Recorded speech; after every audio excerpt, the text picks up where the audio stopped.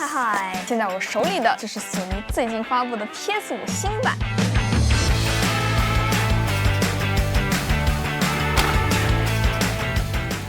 说它是新版啊，但是其实它的定位上面跟老款是一样的，就是说之后老款会停产，新的这一款呢就会逐步的取代现在市面上的 PS5。大家看一下外包装，你看盒子上面它就是没有后缀的，它就是 PS5。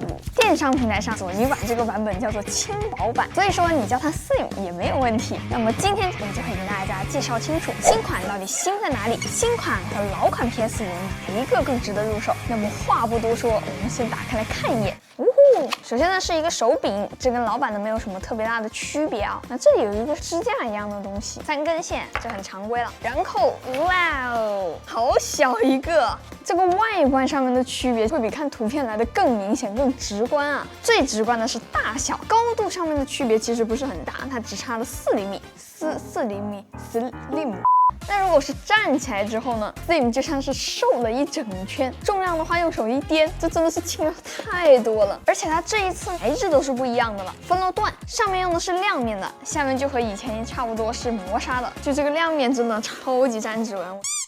老款的这种呢，就全机身都是这种硬塑料，整体的外观嘛，我就觉得没有以前这么协调一体了。为了轻薄，牺牲了一点点的颜值。哎，我知道索尼为什么要把这个台子做成这样了，它不会是以后想要卖它的配件吧？就到时候会有那种花里胡哨的可以替换这一块板子的那种壳。还有出风口这里啊，以前这里会有那种像格栅一样的导风口设计，开机之后灯打在上面就会很科幻。但是你看现在它这个效果就有点省成本了，是不是？就从外面看，它是一个圆柱子，然后还有一个小隔板，然后它就可以直接看到里面了。这两个不会是支架吧？现在它连底盘都没有了吗？啊，它这个支架就这样子卡上去的，所以说它这样子就可以立住了。就之前的那个支架设计很巧妙 ，PS5 不管是横着放或者竖着放都可以用到。现在就这，哎，等一下，我试试看，我用我的小猫猫行不行？哎，也不是不行哎，啊，不太行，有点晃。其实如果你想要正儿八经的那种竖放支架，你只需要再额外花多200多块钱就可以购买了。哎，不对呀，竖放好像也不需要支架呀。那你要是有这个预算，你不如去买那个手柄充电的底座，价格都差不多。哦，它现在前面这里变了，以前是一个 A 口和一个 C 口，现在变成了2个 C 口。背面的这一排接口呢，除了位置的话，其实也没有很大的变化。而这一次最大的升级就是这个光驱，终于可以拆卸下来了。哎，它这个拆起来挺简单的，不用费很大力气。然后这就是官方卖759元的光驱了。按键呢，以前也是在机子上面的，现在呢，它就是挪到了这里。这样做的好处其实很明显啊，就是如果你买了数字版的 PS5之后你后悔了，你还可以补救一下。当然，如果你是光驱版玩家，买回去的一段时间，哎，你又好像用不着了，你又可以把它卖了回去，专治选择困难症。但是它这个光驱吧，如果你是开机状态下面去插的话，它就会提示你要重启。开完机之后呢，也需要你去联网去注册。那所以有一种说法就是一个光驱只能给1台主机，但我现在手里面只有这1台，等我有2台了，我一定给你们试试看。而且光驱版呢，它也没有附赠数字版那种平的盖板。你要是把光驱这边拆下来了，你这就得全露出来了。而且我们刚刚看到这个光驱，它是用这种触点来连接的，所以老款的数字版是用不了这个新的光驱的。它现在上面的这一块也很好拆，大风扇还有固态的接口，这回啊拆装硬盘也变方便了。后面在哪呢？以前那个是一整个面板，你现在不用把那一整块卸下来了，你只要轻轻的一抠，然后准备拧螺丝就可以了。Xbox 用户估计都馋哭了，苹果用户也可以馋一下。通电，然后我们开个机看一下。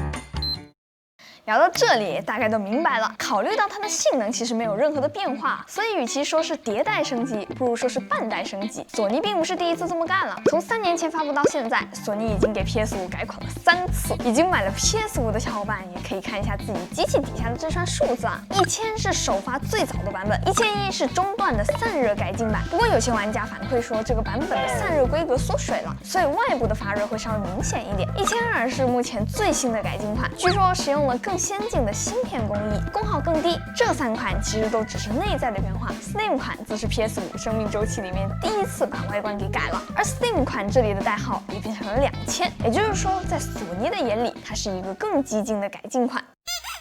从1000型的4.4千克，1002型的3.8千克，再到现在 Slim 版本的3.1千克。其实不难看出来，技术一直在进步，重量和体积也才有变得小巧轻薄的机会。考虑到主机的一个世代接近7年的生命周期，在 PS5 发布3年左右的时间里面出现这样子的半代升级也就不奇怪了。哪怕是 Switch 中期也有续航增强版和 OLED 版这样子的改款。PS5 Slim 对于老用户来说不太有立即换机的必要，但新用户可就不一样了。没人会喜欢在2023年买到一个来自2020年的设备。一个实用的改款应该能刺激到不少一直在观望的小伙伴。现在也确实是一个不错的入手时机。老款的价格几乎被压到了最低，其实现在的一些平台上面的补贴价都已经接近2200了。新款解决的一些问题变得更加好用了，根据自己的预算来选择就可以了。虽然说传闻中的 PS5 Pro 还不知道会不会有，但可以知道的是，短时间肯定不会出了。索尼不可能砸自家机器的场子。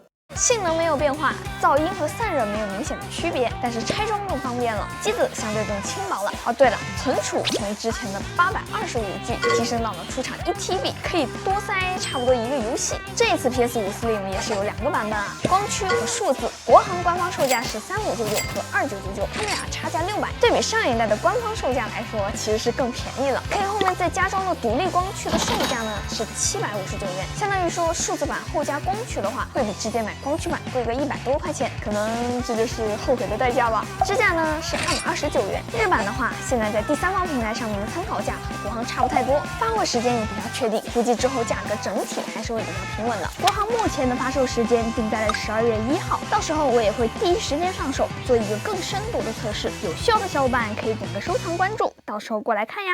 OK， 那么以上就是这期视频的所有内容啦。如果这期视频对你有所帮助的话，记得给我点赞、3连关注哦，这对我来说非常重要。那么我是千里，咱们下期再见吧，拜拜。